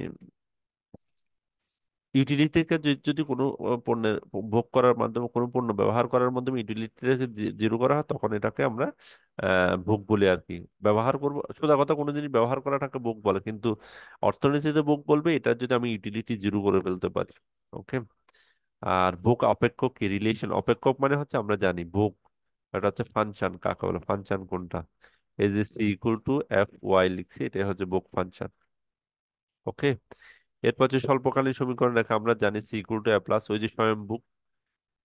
উম, এরপর এটা আমরা জানি এবং C=A+BY, এটা হচ্ছে স্বল্পকালীন ভোগ অপেক্ষক। আর দীর্ঘকালীন ভোগ C=BY। স্বয়ংভূ ভোগ কি? কিছুক্ষণ আগে বলছে আয়ের উপর, যেটা যে ভোগ আয়ের উপর নির্ভর করবে না এটাকে স্বয়ংভোগ বলে, আর যে ভোগ আয়ের উপর নির্ভরশীল করবে এটাকে প্ররোচিত ভোগ বলে। এপিসি কি? Average propensity to consume. আমরা জানি অ্যাভারেজ প্রপেনসিটি টু কনজিউম হচ্ছে এপিসি। আর গড়, এটা কি কি কাকে গড়? গড় মানেই হচ্ছে এটা মোট আয়কে যদি মোট ভোগ ব্যয়কে মোট আয় দ্বারা ভাগ করলে যেটা পাওয়া যায় এটা হচ্ছে এপিসি। আবার বলতেছি, মোট মোট ভোগ ব্যয়, মোট ভোগ ব্যয়কে মোট আয় দ্বারা ভাগ করব, মোট আয় দ্বারা যদি ভাগ করে তাহলে যেটা পাবো এটা হচ্ছে APC, average propensity, marginal propensity to consume, বা এটাকে বলা হয় এমপিসি। প্রান্তিক ভোগ প্রবণতা কি? প্রান্তিক ভোগ প্রবণতা মানে হচ্ছে আয়ের পরিবর্তনের ফলে ভোগ ব্যয়ের যে পরিবর্তন হয়, সোজা কথা হচ্ছে কি, প্রান্তিক ভোগ প্রবণতা এক ইউনিট আয়ের পরিবর্তনের ফলে ভোগ ব্যয়ের যে পরিবর্তন হয় এটাকে প্রান্তিক ভোগ প্রবণতা বলা হয়। প্রান্তিক সঞ্চয় প্রবণতা সেম, আয়ের পরিবর্তনের ফলে সঞ্চয়, আয়ের পরিবর্তনের ফলে ভোগের পরিবর্তন হলে প্রান্তিক ভোগ, আয়ের পরিবর্তনের ফলে সঞ্চয় পরিবর্তন হলে এটা প্রান্তিক সঞ্চয় প্রবণতা। স্বল্পকালীন হচ্ছে equal to 1 + 1 - by equal to, আর দীর্ঘকালীন হচ্ছে এটা বাদ যাবে আগের মতোই, এটা বাদ গেলে এটা হচ্ছে শূন্য সঞ্চয় বিন্দু বা শূন্য সঞ্চয় বিন্দু মানে হচ্ছে কি যেখানে সঞ্চয় নেই, মানে আয় এবং শূন্য সঞ্চয় বিন্দু আমরা সমচ্ছেদ বিন্দু বলি কই। সবচেয়ে কমন সমচ্ছেদ বিন্দু মানে হচ্ছে যেখানে আয় এবং ব্যয় সমান, সোজা কথা হচ্ছে এখানে আয় এবং ব্যয় মানে ভোগ ব্যয় সমান, ওটাকে শূন্য সমচ্ছেদ বিন্দু বলি। আর এই অধ্যায় থেকে আমরা যদি বড় কোয়েশ্চেন গুলো একটু করে দেখি, আমরা এই যে প্রশ্নগুলোর আমার সমষ্টিক রূপ একটু করে দেখব।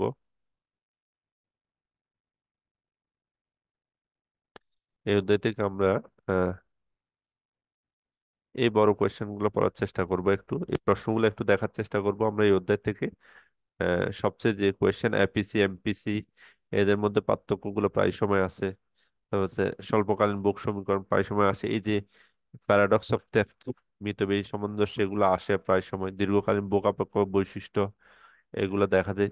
তারপর এই প্রশ্নটা তোমাদের হয়তো আসবেই, মনে হয় এটা আসবেই, প্ররোচিত এবং স্বয়ম্ভু ভোগ থেকে একটা কোয়েশ্চেন আসবেই, ভোগের মধ্যে পার্থক্যটা। এরপর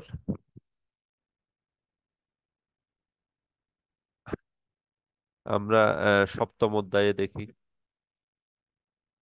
সপ্তম অধ্যায় হচ্ছে কি আহ, অনেক বেশি একটা ফেভারিট অধ্যায় এটা আমার, অর্থ লেনদেনের পরিমাণ তথ্য। ওকে, এটাতে আমরা যে প্রশ্নগুলো ছোট ছোট প্রশ্নগুলো দেখব,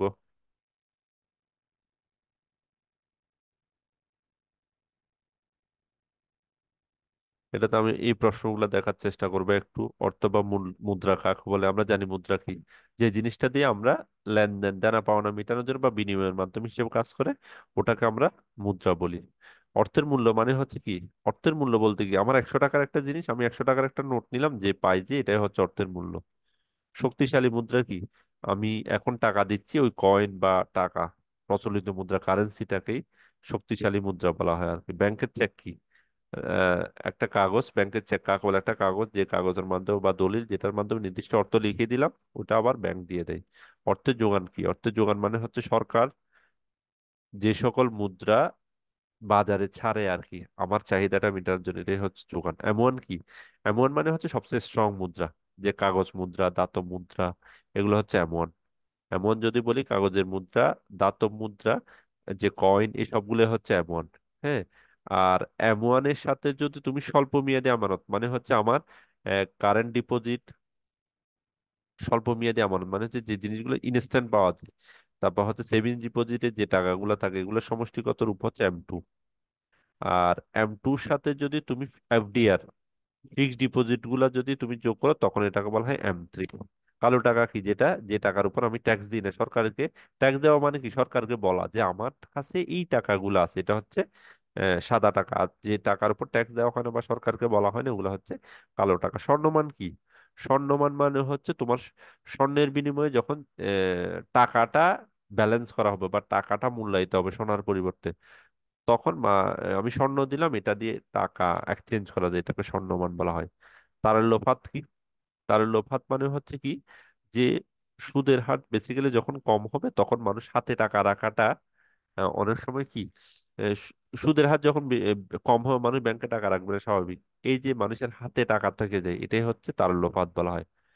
এরপর মুদ্রা, গ্রেসামের মুদ্রা বিধিটা কি, গ্রেসামের মুদ্রা বিধি মানে হচ্ছে এটা খুবই একটা বিখ্যাত একটা উক্তি, যে নিকৃষ্ট মুদ্রা উৎকৃষ্ট মুদ্রা থেকে বাজার থেকে বিতাড়িত করে, ওই যে নিকৃষ্ট মুদ্রা সবসময় কি উৎকৃষ্ট মুদ্রাকে বাজার থেকে বিতাড়িত করে। প্রায় মুদ্রা কি, যেমন চেক, এটা হচ্ছে সরি, প্রায় মুদ্রা মানে হচ্ছে কি চেক মানে যেগুলো খুব সহজে চাইলে আমি টাকায় কনভার্ট করে, ট্রেজারি বিল, আমানত, প্রাইস বন্ড, সরকারি বন্ড, এগুলো অনেক সময় এগুলা থাকলেই আমার কি টাকার মতো কাজ করে অনেক সময়। ওকে, আর ফিশারির সমীকরণটা M B = PT, M = KPT, এটা আমরা জানি। এই জিনিসগুলো মোটামুটি এই অধ্যায় থেকে এই সংক্ষিপ্ত প্রশ্নগুলো একটু আইডিয়া নিয়ে পরীক্ষার হলে যাবা। এরপর এখান থেকে বড় প্রশ্নগুলো যদি আমরা একটু দেখি,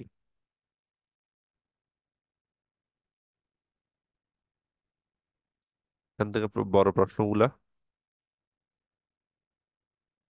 প্রায় সময় দেখা যায় অর্থমুদ্রাকে এম1 এম2 এই ধারণাগুলো বলে। তারপর হচ্ছে এই যে ফিশারিজের তত্ত্ব, এটা অবশ্যই আসতে পারে, এটা মাস্ট। ফ্রিডম্যানের মুদ্রার পরিমাণ তত্ত্বটা, এরপর হচ্ছে ক্যামব্রিজ, এই দুইটা থেকে প্রশ্ন। সরি, ক্যামব্রিজের প্রশ্নটা সবচেয়ে বেশি ইম্পর্টেন্ট আর কি। অর্থের পরিমাণ তত্ত্বের ক্যামব্রিজ ভাষ্যটা সমালোচনা সহ লেখো। তারল্যের ফাঁদ, অর্থের কার্যাবলী, ফিশারিজ ও ক্যামব্রিজের মধ্যে পার্থক্য, অর্থের মূল্য ও দামের স্তরের মধ্যে পার্থক্য। ওকে, এই 8 নাম্বার প্রশ্নটা তোমরা অবশ্যই শিখে যাবা আর কি সবাই। এই প্রশ্নটা কিন্তু তোমার ফোর্থ পেপারের জন্য ইম্পর্টেন্ট। এই অধ্যায়টা কিন্তু হুবহু ফোর্থ পেপারে আছে। যারা এই সপ্তম অধ্যায়টা পড়বা তারা এক কাজে দুই কাজ হয়ে যাবে, তারা ফোর্থ পেপারেও এই প্রশ্নটা হুবহু আছে। এরপর অষ্টম অধ্যায়। অষ্টম অধ্যায়ে এই বড় প্রশ্নগুলো এগুলো পড়বা অষ্টম অধ্যায়ে। ওকে, যদি কেটে যায় তোমরা আবার আর একটু জয়েন করবে, আমরা লাস্ট সেশনে আমরা শেষ করে দিব, কেটে যায়। এরপর ত্বরণের এই প্রশ্ন, ত্বরণের গুণকের সংজ্ঞা পড়বা, গুণকের সূত্রটা লিখবা, ভারসাম্য বাজেট, রপ্তানি গুণক কি, আমদানি গুণক কি, অতি গুণকের মধ্যে সম্পর্কটা, ত্বরণ কি, ত্বরণ সহগ কি, ত্বরণ সহগের বিনিয়োগ গুণকের মান। এই প্রশ্নগুলো খুবই ছোট ছোট এবং মোটামুটি একবার পড়লে তোমরা পারবা, ওই জন্য আমি এটা খুব বেশি ডিটেলস আলোচনা করলাম না। এই অধ্যায়টা মোটামুটি সহজ এবং খুব কম প্রশ্নই আসে এই অধ্যায় থেকে। সবাই এই প্রশ্নগুলো একটু পড়ে ফেলবা। আহ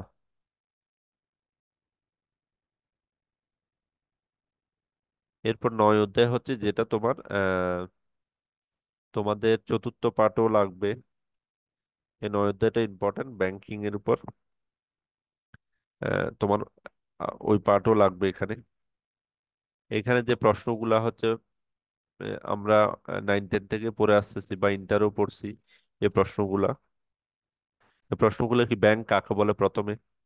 আমরা জানি ব্যাংক কাকে বলে, মানে হচ্ছে যারা মানুষ থেকে টাকা গ্রহণ করে এবং মানুষকে টাকা দেয়। এক পক্ষ থেকে টাকা নেয়, আর এক পক্ষকে টাকাটা ধার হিসেবে, ঋণ হিসেবে দেয়। সোজা কথা হচ্ছে দুই পক্ষের মধ্যে ব্যালেন্স করে। এখন আমরা নবম অধ্যায়ে চলে আসি। নবম অধ্যায়ে ব্যাংক কাকে বলে আমরা জানি মোটামুটি। ব্যাংক কাকে বলে? যে প্রতিষ্ঠানটা কি করে, আমানত গ্রহণ করে এবং আবার ওই আমানতটা অন্য একটা পক্ষকে ঋণ হিসেবে দেয়। এরপর রাষ্ট্রীয় ব্যাংক কাকে বলে? রাষ্ট্রীয় ব্যাংক মানে হচ্ছে যেটা আহ, যে যে ব্যাংকের সংগঠক, নিয়ন্ত্রক, পরিচালক, মালিক দেশের সরকার, মানে সরকার সবকিছু পরিচালনা করে। সোজা কথা হচ্ছে সরকার যখন যে কোনো পরিচালনা করে তখন আহ, সরকার মেন কি হিসেবে পরিচালনা থাকে ওইখানে ওই ব্যাংকগুলোতে, তখন ওগুলোকে সরকারি ব্যাংক বলা হয়। মানে যে ব্যাংকগুলো সরকার চালায়, সোজা কথা। আর যে ব্যাংকগুলো সরকার চালায় না বা সরকার কোনো নিয়ন্ত্রণ করে না, তখন এগুলাকে বলা হয় ব্যক্তি মালিকানায় সবকিছু গঠিত, পরিচালিত, নিয়ন্ত্রিত, এগুলোকে বেসরকারি ব্যাংক বলা হয়। আমরা জানি পূবালী ব্যাংক, উত্তরা ব্যাংক, এগুলো বাণিজ্যিক ব্যাংকগুলো কি, এটা সরকারি হইতে পারে, যেমন সোনালী ব্যাংক একটা হচ্ছে বাণিজ্যিক ব্যাংক। সোজা কথা হচ্ছে যেটা প্রফিট মোটিভ থাকে, মানুষ যে টাকা রাখবে বা টাকা ঋণ দিবে এটার মেইন মোটিভ হচ্ছে কি, প্রফিট জেনারেট করা। এরকম ব্যাংকিং চালনা করলে এটাকে বাণিজ্যিক ব্যাংক বলে। এটা সরকার যে কোনো জিনিস হইতে পারে। আর বাণিজ্যিক ব্যাংকের দুইটা কাজ কি, একটা হচ্ছে আমানত সৃষ্টি করা, ঋণ দান করা, মানুষের কাছ থেকে আমানত নেওয়া। ওর কাছে অনেকগুলো কাজের মধ্যে দুইটা লিখতে বলছো, তুমি লিখতে পারবা। ক্রেডিট কার্ড মানে কি, ক্রেডিট কার্ড। এবং ডেবিট কার্ড মানে কি, ডেবিট কার্ড মানে হচ্ছে তোমার টাকা আছে, তুমি ওই কার্ড দিয়ে, ইলেকট্রনিক একটা ডিভাইস, একটা চিপ, ওই কার্ড দিয়ে তোমার ব্যাংক অ্যাকাউন্টে টাকা আছে, তুমি টাকাটা তুলতে পারবে, এটা হচ্ছে ডেবিট কার্ড। আর ক্রেডিট কার্ড হচ্ছে তোমাকে অনেকটা লোন হিসেবে দিয়ে দেয়। সোজা কথা হচ্ছে এটা একটা কার্ড দিয়ে দেয় তোমাকে 1 লাখ টাকার একটা লিমিট, এটা হচ্ছে টাইপ অফ লোন। ওই 1 লাখ টাকা পর্যন্ত তুমি ওই কার্ড দিয়ে টাকা উত্তোলন করতে পারবা, শপিং করতে পারবা, সবকিছু, তোমার অ্যাকাউন্টে কোনো টাকা লাগবে না। কিন্তু ডেবিট কার্ডের ক্ষেত্রে হচ্ছে উল্টা, তোমার টাকা তুমি খরচ করবে, ক্রেডিট কার্ড হচ্ছে ব্যাংকের টাকা তুমি খরচ করতে পারবা। ঠিক আছে, এটা হচ্ছে ক্রেডিট কার্ড। ওই জন্য অনেক সময় বাণিজ্যিক ব্যাংক গুলাকে বলতেছে ওরা, বাংলাদেশ ব্যাংক টাকা উৎপন্ন করলেও আর টাকাটা সৃষ্টি করে হচ্ছে কিসের, বাণিজ্যিক ব্যাংক। বেসরকারি ব্যাংকগুলা, বাণিজ্যিক ব্যাংকগুলা টাকাটা সৃষ্টি করতে পারে। ঠিক আছে, টাকা, আর ওরা টাকা ছাপায় শুধুমাত্র। এটার মেইন রিজন হচ্ছে, যেমন তোমার কোনো টাকা নাই, ইনকাম নাই, কিন্তু এরপরও কোনো কোনো ব্যাংক যদি তোমাকে ক্রেডিট কার্ড দেয়, তার মানে হচ্ছে ওই ক্রেডিট কার্ডে যে লিমিটটা দেওয়া থাকে, তোমার টাকা না থাকা সত্ত্বেও তুমি ওই লিমিটটা, ওই টাকাটা 1 লাখ টাকা 2 লাখ টাকা যে কার্ডে যে লিমিটটা দেওয়া থাকে, ওই লিমিটটা তুমি ইউজ করতে পারবা। ওকে, এটাকে বলতেছে ক্রেডিট কার্ড। ওই জন্য ই কমার্স বা আর ব্যাংক হার কি, কেন্দ্রীয় ব্যাংক বাণিজ্য ব্যাংক সমূহ যে হারে, সোজা কথা হচ্ছে বাংলাদেশ ব্যাংক সমূহ যখন টাকা দরকার হয়, যে হারে কেন্দ্রীয় ব্যাংক থেকে নেয়, এই হারটাকে ব্যাংক হার বলা। ব্যাংক ঋণ মানে কি? ব্যাংক ঋণ আমরা জানি, কেন্দ্রীয় ব্যাংক কি, বাংলাদেশ ব্যাংকে কেন্দ্রীয় ব্যাংক, যে ব্যাংক বেসিক্যালি অন্যান্য ফিনান্সিয়াল, অন্যান্য ব্যাংকগুলোকে সোজা কথা হচ্ছে পরিচালনা করে, নিয়ন্ত্রণ করে, দেখভাল করে, মনিটরিং এজেন্সি হিসেবে কাজ করে। সোজা কথা হচ্ছে এটাই। খোলা বাজার মানে কি? খোলা বাজারের কার্যকলাপ, যখন বিদেশি মুদ্রা, সরকারি ঋণপত্র, এগুলো যখন ওরা খোলা বাজারে এই জিনিসগুলো যখন, খোলা বাজার বলতে এরকম না যে মার্কেট ওপেন প্লেস, মানে নিজ উদ্যোগে যখন এগুলো কেনা বেচা করে, তখন ওটা খোলা বাজার বলা হয়। নিকাশ ঘর মানে হচ্ছে ক্লিয়ারিং, আমরা যে ওই যে ক্লিয়ারিং হাউস বলি, আমরা যে আমাদের চেক, যেমন আমার অ্যাকাউন্ট আছে এবি ব্যাংকে, আমি ডাচ বাংলা ব্যাংকের একটা চেক এবি ব্যাংকে জমা দিলাম। এখন এবি ব্যাংক কি করবে? ডাচ বাংলা ব্যাংকের চেক ডাচ বাংলা ব্যাংক থেকে নিয়ে আমার অ্যাকাউন্টে জমা করে দিবে। এই কাজটা কার মাধ্যমে করে? যার মাধ্যমে করে, এটাকে যে প্রসেসের মাধ্যমে করে, এটাকে বলা হয় ক্লিয়ারিং হাউস বা নিকাশ ঘর। নিকাশ ঘর মানে হচ্ছে এই যে আন্তঃব্যাংকিং লেনদেনগুলা বা নিষ্পত্তিগুলা যার মাধ্যমে সংগঠিত। আন্তঃব্যাংকিং বলতে কি, যেমন এবি ব্যাংকের একটা চেক আমি ডাচ বাংলা ব্যাংকে দিলাম, ডাচ বাংলা এবি ব্যাংকে দিল, এই যে এক ব্যাংক থেকে আরেক ব্যাংকের যে ট্রানজাকশন গুলো, এখানে যেখানে নিষ্পত্তি হয়, এই নিষ্পত্তি হওয়ার ব্যাপারটাকে বলতেছে ক্লিয়ারিং হাউস বা নিকাশঘর। দুটি বিশেষায়িত ব্যাংক, এটা হচ্ছে কৃষি ব্যাংক, রাজশাহী ব্যাংক, অনেকগুলো বিশেষায়িত ব্যাংক আছে। ওকে, আহ এরপর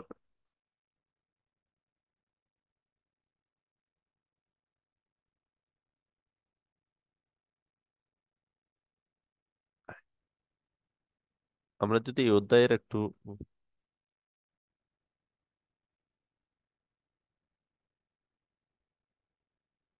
বড় প্রশ্নগুলো একটু করে যদি দেখি,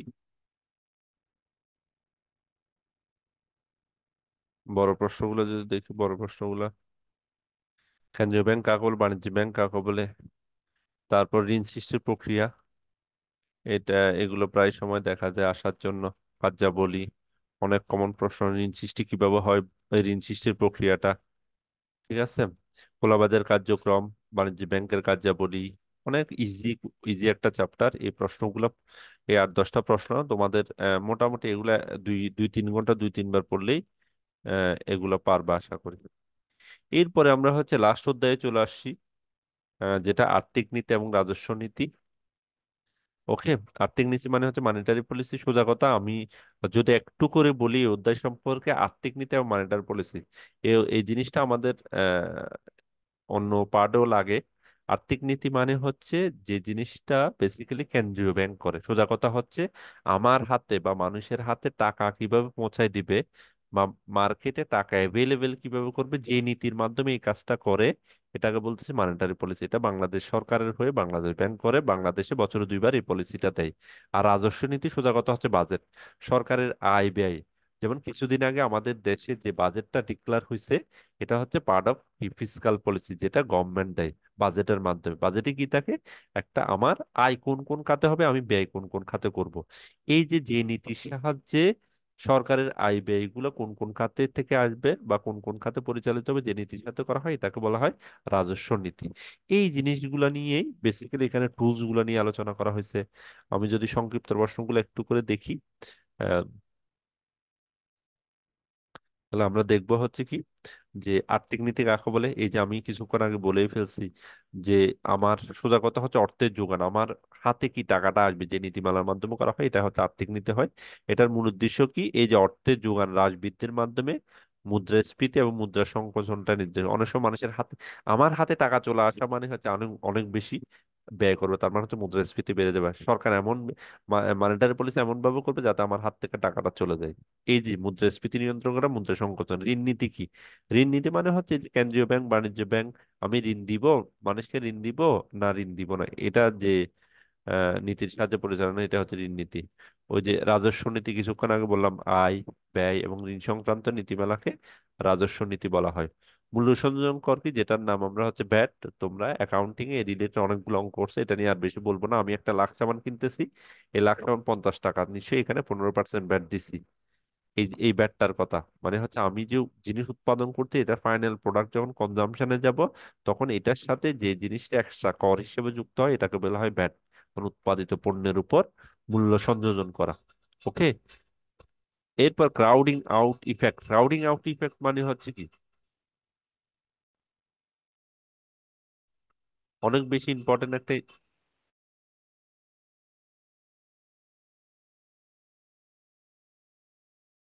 ক্রাউডিং আউট ইফেক্ট এটা হচ্ছে সরকার চাচ্ছে যে, যে মানে এমন একটা পরিস্থিতি যেখানে সবগুলো ইনভেস্টমেন্ট ধরো সরকারই নিয়ে নিচ্ছে। সোজা কথা হচ্ছে এটা কিসের জন্য?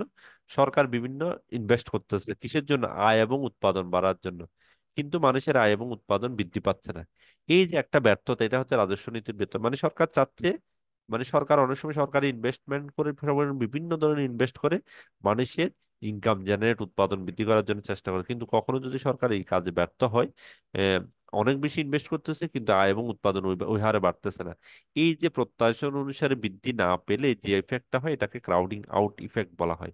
এই রাজস্ব নীতির হাতিয়ার মানে কিভাবে রাজস্ব নীতিটা পরিচালনা করা, একটা হচ্ছে সরকারি ব্যয়, কর রাজস্ব মানে হচ্ছে হাতিয়ারের মধ্যে একটা হচ্ছে এক্সপেন্স, এবং ওই যে ট্যাক্সটা, ট্যাক্সের মাধ্যমে করে থাকে। আর এই অধ্যায় থেকে আমরা বড় কোয়েশ্চেন গুলো আমরা, মুদ্রানীতি কি, রাজস্ব নীতি কি, এই জিনিসগুলো আমরা অনেক সময় আলোচনা করে থাকি আর কি। এই জিনিসগুলা এই অধ্যায় থেকে আমরা যদি বড় প্রশ্ন দেখি, তাহলে মুদ্রানীতি কি, তারপর সম্প্রসারণ রাজস্ব নীতি কি, সংকোচনমূলক রাষ্ট্র কাকে বলে, তারপর হচ্ছে রাজস্ব নীতির উদ্দেশ্য, সম্প্রসারণ এবং সংকোচনমূলক রাজস্ব নীতি কি, বাজেটটা আর কি। যখন আমরা অনেক বেশি, এটা অনেক বিশাল লম্বা, আমি আর আলোচনায় না গেলাম যেহেতু সময় অনেক হয়ে গেছে। এই উদ্দেশ্যগুলা পড়বা, গুরুত্ব পড়বা, হাতিয়ার গুলা পড়বা। এরপর সরকার রাজস্ব নীতির উদ্দেশ্য কেন করে, স্থিতিশীলতা বজায় রাখার জন্য রাজস্ব নীতির এই প্রশ্নটা প্রায় সময় আসে। রাজস্ব নীতি এবং সংকোচনমূলক রাষ্ট্রনীতি কাকে বলে এবং পার্থক্যগুলো প্রায় সময় আসে। এগুলোর মাধ্যমে আমরা এইখানে আমি কি কি করার চেষ্টা করছি, আমি আমি যে জিনিসটা করার চেষ্টা করছি এটা হচ্ছে কি, যে আমি এখন এই 1-1.5 ঘন্টা আমার এই এই জিনিসটা একটা সাম আপ করার চেষ্টা করছি পুরো 9টা অধ্যায়। আসলে এই 9 অধ্যায় নিয়ে এত কম সময়ে আলোচনা করা টাফ। আমার এই আলোচনা কাদের জন্য ইফেক্টিভ? যারা অলরেডি এই জিনিসগুলো পড়ছো বা পড়তে হবে, তারা একটু আইডিয়া পাবা, একটু পরীক্ষা সম্পর্কে একটু জিস্ট পাবা। যে জিনিসগুলো শুধুমাত্র একটু একবার দুইবার হয়তো আমার এই ভিডিওটা বা আমার এই জিনিসগুলো দেখলে তোমরা হচ্ছে কি একটা পড়ার আগে একটা স্পিড আপ পাবা, একটা একটা বেসিক আইডিয়া জেনারেট হবে, যার কারণে তোমরা আলটিমেটলি পড়ার সময় এই জিনিসগুলো যখন মাথায় থাকবে, আমার মনে হয় অনেক বেশি হেল্প হবে। আহ, ধন্যবাদ সবাইকে যারা অ্যাটেন্ড করছো, লাস্ট পর্যন্ত ছিল, সবাইকে অনেক অনেক ধন্যবাদ।